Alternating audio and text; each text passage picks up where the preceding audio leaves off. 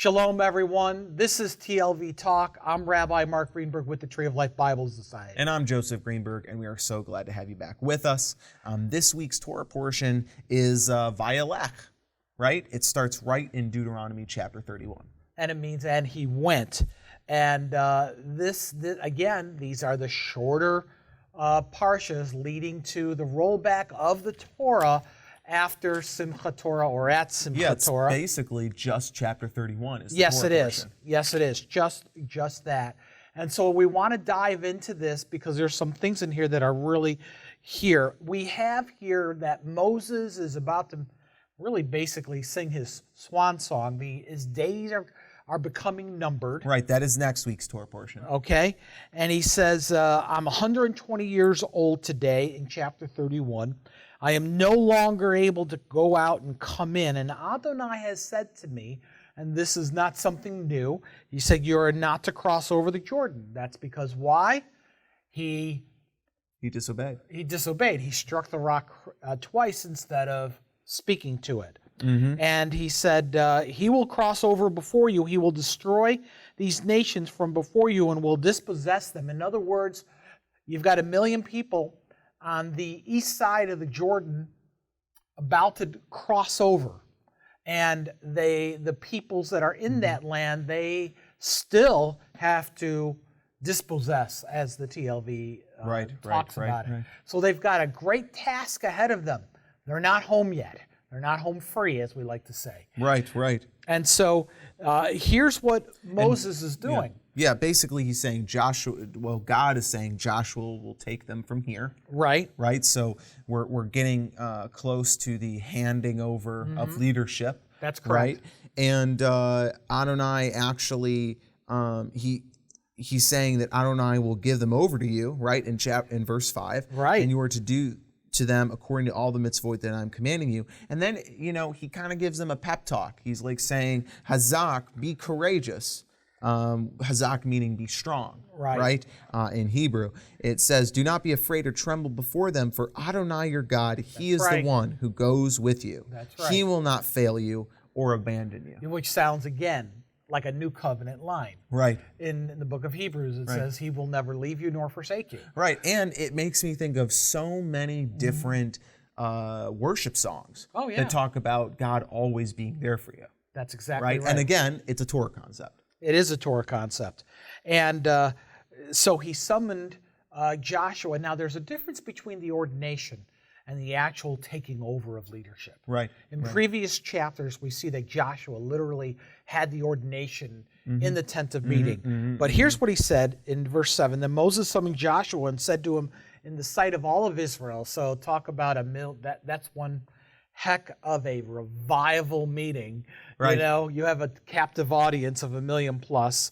He said, be strong and be courageous to Joshua, but in front of everyone, for you are to go with this people into the land Adonai has sworn to their fathers, in other words, Abraham, Isaac, and Jacob, to give them and to enable them to inherit them. In other words, you've got to work with them.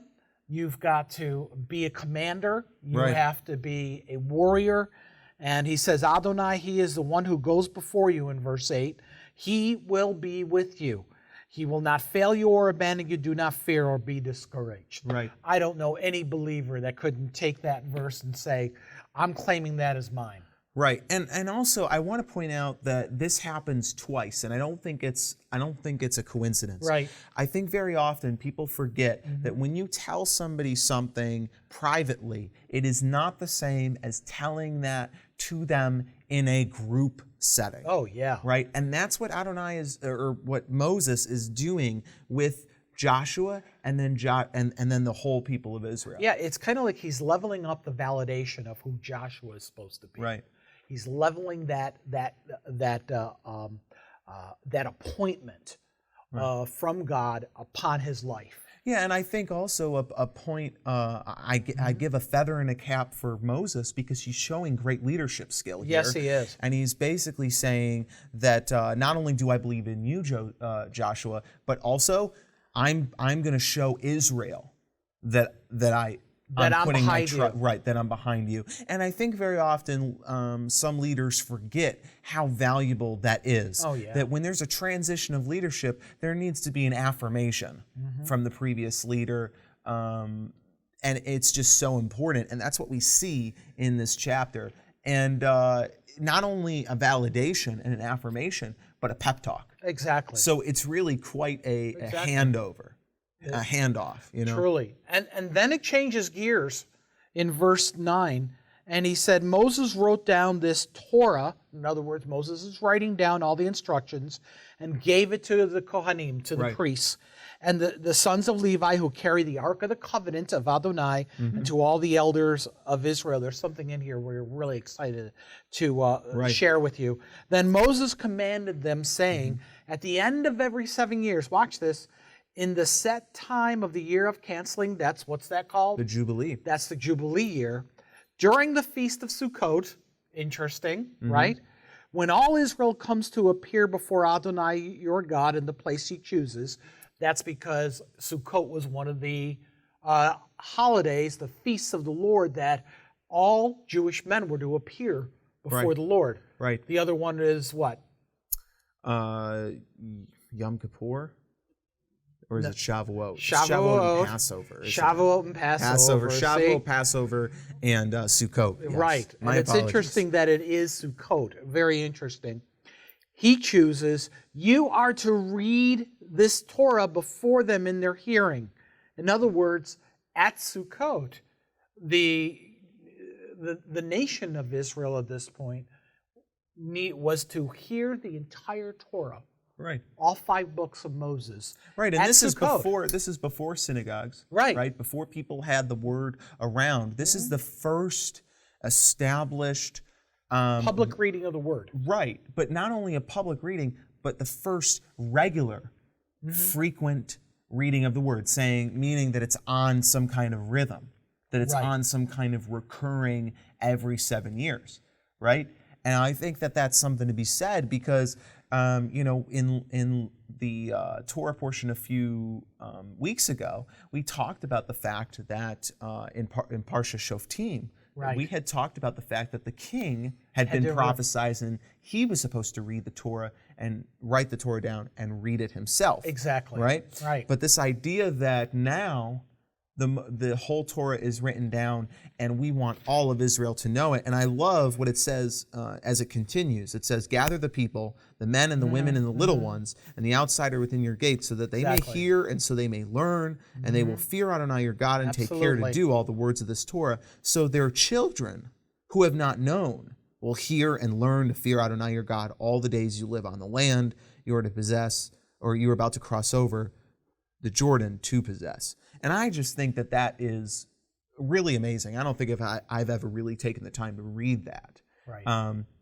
Because when we celebrate Sukkot, I don't think I've ever done that before. No, I don't think we have either. And I think part of the reasons for those issues is that we never really know when the Jubilee actually occurred. We think we may have some understandings, but not really. We've lost that. Well, it's no longer a part of our economy, right? We don't do this kind of concept of canceling of debts every 7 years. That we are not built on that society. We live in America. And you don't have that kind of canceling of debt in Israel either.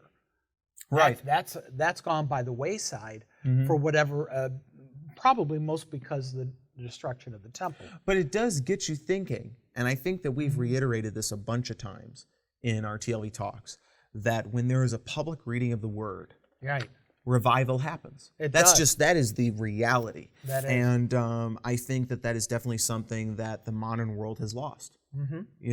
But it's very cool to hear that on one of the high holy days, that we are supposed during Sukkot, we're supposed to read the words of Adonai in the Torah. So it's a very cool part. But really, the rest of the Torah portion is just Moses basically warning the children of Israel, saying, "Listen, I know you're going to go down a bad path, and I'm warning you. You're gonna need to be strong." And he's getting ready for next week's Torah portion, which includes his swan song. And we'll cover that next week. Thanks for joining us. God bless you. Have a wonderful week. Go to our website, www.tlvbiblesociety.org. Amen. There's a lot of information there about the TLV Bible and what this ministry does. Thank you for joining us again. God bless you. Shalom.